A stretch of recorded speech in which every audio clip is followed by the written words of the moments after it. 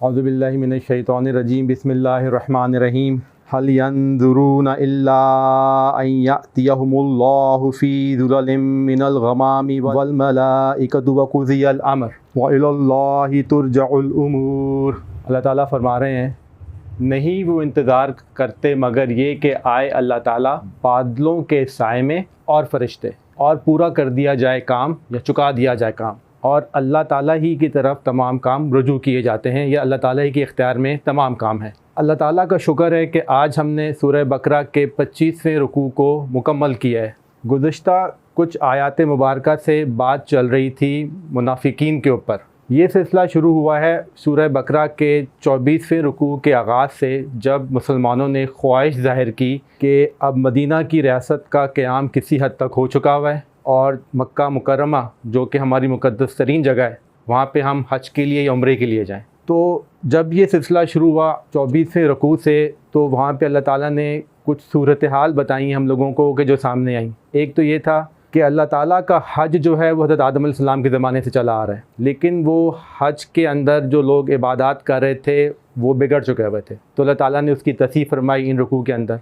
दूसरी बात ये थी कि उस ज़माने में मुशरिकीन मक्का का कब्ज़ा था खाना काबा के ऊपर। तो एक सूरत हाल ये भी सामने आ सकती थी कि जब वो लोग उम्रे पे या हज पे मुसलमान जाएंगे तो वहाँ पे जंग की सूरत हाल हो सकती थी। तो अल्लाह ताला ने अहकामात बताए कि जब अगर ऐसी सूरत हाल हो जाए, क्योंकि वो मुक़द्दस तरीन जगह है दुनिया की, और हज के जो टाइम है वो एक मुक़द्दस तरीन औकात होते हैं, तो तुम लोगों ने जंग की शुरुआत नहीं करनी। जंग की शुरुआत अगर उनकी तरफ से हुई तो तुमने उसका जवाब देना है। और क्योंकि रसूलुल्लाह सल्लल्लाहु अलैहि वसल्लम उस वक्त वहाँ पे मौजूद हैं, और ये अल्लाह ताला की एक सुन्नत चली आ रही है कि जब कौम किसी रसूल के ख़िलाफ़ हो जाए तो अल्लाह ताला वहाँ पे हुज्जत तमाम कर देते हैं, और उस कौम को अज़ाब आता है फ़रिश्तों की सूरत में, या जब अल्लाह ताला के रसूल के साथ इतने साथी हो जाते हैं कि वो मुकाबला कर सकें तो उन साथियों की सूरत में उस कौम पे अज़ाब आ जाता है, और वो अज़ाब जब तक जारी रहता है जब तक वो काम तमाम ना कर दिया जाए।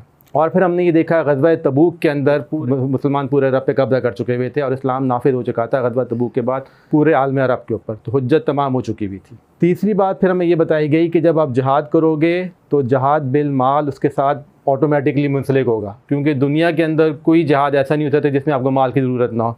लश्कर बनते हैं, रसद का सिस्टम चलता है, आप ट्रैवल करते हैं, मोर्चे बनाते हैं, सारे कुछ पे तो पैसे की बहुत ज़्यादा ज़रूरत होती है। अब 25वें रुकू के आखिरी आयत मुबारका में अल्लाह ताला ने मुसलमानों के दो ग्रोहों के बारे में बताया है। मुसलमानों के अंदर उस ज़माने में जब बात हो रही थी कि हम हज पे जाएंगे और हो सकता है कि जंग हो जाए, तो दो किस्म के ग्रोह बन गए थे। एक ग्रोह वो ये कहता था कि अल्लाह ताला का जो निज़ाम है वो हमारे सामने आ गया हुआ है और हमारे सामने सारी चीज़ें ज़ाहिर हो गई हुई हैं, तो हम लोग जहाद के लिए बिल्कुल तैयार हैं। दूसरा ग्रोह ये कहता था कि ये खून बहाना जो है अच्छी बात नहीं है, एक इंसान दूसरे इंसान को मारे तो ये क्यों ना करें, हम लोग एक दूसरे के साथ कॉम्प्रोमाइज़ कर लें, बातचीत करके कोई हल निकाल लें। अल्लाह ताला ने ये सारी चीज़ें हम लोगों को समझाई हैं। अखनस बिन शोएक एक किरदार है मुसलमानों की तारीख़ के अंदर जो कि एक मुनाफिक था, उसके ज़रिए समझाई है। लेकिन होता ये है कि जब हम बात करते हैं इन आयत मुबारका को समझने के लिए कि ये बात चल रही है अखनस बिन शोएक के बारे में या ये बात चल रही है मुनाफिकीन के बारे में, तो हमारा दिमाग वहीं पे बंद हो जाता है, क्योंकि हमें पता है हम ना मुनाफिकीन है ना वो हैं,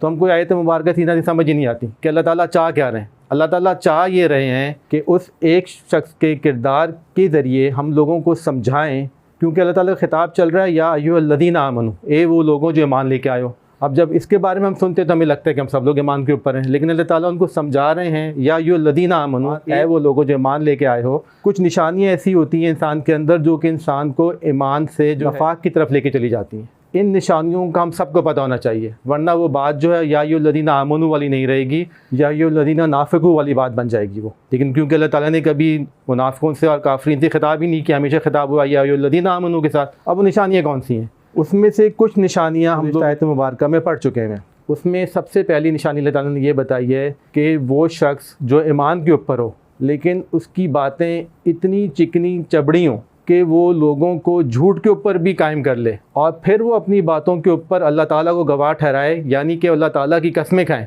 तो वो शख्स ईमान की बजाय निफाक की तरफ ज़्यादा करीब हो जाता है, क्योंकि वो झूठ में भी अल्लाह ताला को गवाह बना रहा है और लोगों को बेवकूफ़ बना रहा है अपनी दुनिया की चिकनी चबड़ी बातों के ज़रिए। दूसरी बात अल्लाह ताला ये बता रहे हैं कि वो शख्स अलद्दुल खिसाम, वो शख्स अव्वल दर्जे का झगड़ालू होता है। अगर आप उसकी कोई बात ना माने महफिल के अंदर या किसी भी जगह पे कोई मशवरा हो रहा हो तो आपसे झगड़ा कर बैठेगा, आपको असल रास्ते से हटा देगा। ये बातें हम सबको पता चलनी चाहिए कि कौन सी निशानियाँ ऐसी हैं जो कि इंसान को ईमान से निफाक, और निफाक का आखिरी दर्जा है कि इंसान कुफ्र में तब्दील हो जाता है। एक तो ये कि चिकनी चपड़े बातें होती हैं उसकी, दूसरा ये कि वो अल्लाह ताला को गवाह ठहराता है अपनी बातों के ऊपर, तीसरा ये कि अलद्दुल क़िसाम वो परले दर्जे का झगड़ालू होता है। चौथी बात ये है कि अगर आप उसे कोई वली बना दें या वो आपसे जब पीछे हटे तो वो फसाद फिल अर्ज़ करता है, आपकी खेती बाड़ी तबाह कर देगा, आपका कारोबार तबाह कर देगा हसद की वजह से, और आपकी नस्ल तबाह करने की कोशिश करेगा। पांचवी बात यह है कि उसकी जो झूठी इज़्ज़त है वो उसको सबसे ज़्यादा अज़ीज़ होती है। अगर आप उसे समझाना चाहें कि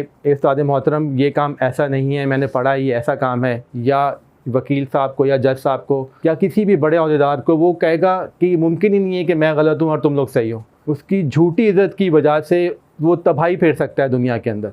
तो ये वो चीज़ें जो इंसान के अंदर निफाक पैदा करती हैं और फिर आगे कुफ्र में तब्दील हो जाता है इंसान। एक चीज़ और जो बड़ी बताई है छठी, वो ये है कि वो जुज़वी नेकी पे बड़ा खुश होता है। अल्लाह ताला ने जुज़वी नेकी को खुतवात शैतान कहा है कि शैतान के रास्ते हैं। वो ये कह के मैंने नमाज़ पढ़ ली है, लेकिन चलो अगर कोई गलत काम कर रहा हूँ, ना महरम को देख रहा हूँ इंतहाई बुराई के साथ, या मैं अपनी दुकान में दवाइयों में मिलावट कर रहा हूँ या खाने में मिलावट कर रहा हूँ, खैर है मैं नमाज़ पढ़ रहा हूँ। हाँ, अगर मैं हराम पैसे कमा रहा हूँ, मैं हर साल उम्रे पे जाता हूँ, 5 साल में हज पे चला जाता हूँ, गरीब ख़वातीन की शादियाँ भी करवा देता हूँ और हर साल रोज़े में गरीबों को खाना खिलाता हूँ, लेकिन मैं बड़ा अल्लाह ताला का शुक्र है मैं बड़ा नेक आदमी हूँ। तो उसको जुज़वी नेकी जो है वो मुतमईन कर देती है। अल्लाह ताला कहते हैं ये रहमान का रास्ता नहीं, ये शैतान का रास्ता है जुज़वी नेकी पे अगर आप मुतमईन हो गए। मज़ीद जो बात अल्लाह ताला बता रहे हैं वो ये बता रहे हैं इस आयत मुबारका के अंदर, क्या वो नहीं वो देखते मगर ये कि अल्लाह ताला आए उनके पास बादलों के साए में। अब यहाँ अल्लाह ताला की तरफ से एक आखिरी वार्निंग आ गई है कि ये एक तरह से क़यामत का मंजर है। जब अल्लाह ने फरमाया इज़ा दुक्कतिल अर्दु दक्कन दक्का वजाअ रब्बुका वल मलकु सफ़्फ़न सफ़्फ़ा वजीअ यौमइज़िन बिजहन्नम यौमइज़िन यतज़क्करुल इंसानु व अन्नहु लहु ज़िक्रा। क़यामत का मंजर अल्लाह ताला बयान कर रहे हैं कि अल्लाह ताला ने उसको हिदायत का रास्ता उस पर खोला। अल्लाह ताला के नबी सल्लल्लाहु अलैहि वसल्लम वहाँ पे मौजूद थे या फिर उनके बाद उलमा कराम वहाँ पे मौजूद थे, लेकिन वो शख्स सीधे रास्ते पे नहीं आया और वो चीज़ों को ढील देता हुआ चला गया कि अच्छा कर लूँगा, अच्छा अभी तो मैं नौकरी कर रहा हूँ, अभी मैंने अपने बच्चों की शादी करनी है, उसके पहले बच्चों को पढ़ाना है, फिर बच्चों की शादी करनी है, उसके बाद मैं हज पे जाऊँगा। तो ये होता है चीज़ों को ढील देना। मैं जी अपने अब ज़िंदगी में बहुत फंसा हुआ हूँ, मैं अल्लाह ताला के दीन पे भी काम नहीं कर सकता, या इस तरह की जो सी भी बातें जो इंसान को अल्लाह ताला के फ़र्ज़ कामों से मज़ीद आगे कर दे, ये अल्लाह ताला उस ढील के बारे में इधर बता रहे हैं कि ये इंसान के ईमान को कमज़ोर करके निफाक की तरफ ले जाती हैं। अल्लाह ताला ने फरमाया वसीक़ल लज़ीना काफ़रू इला जहन्नम ज़ुमरा।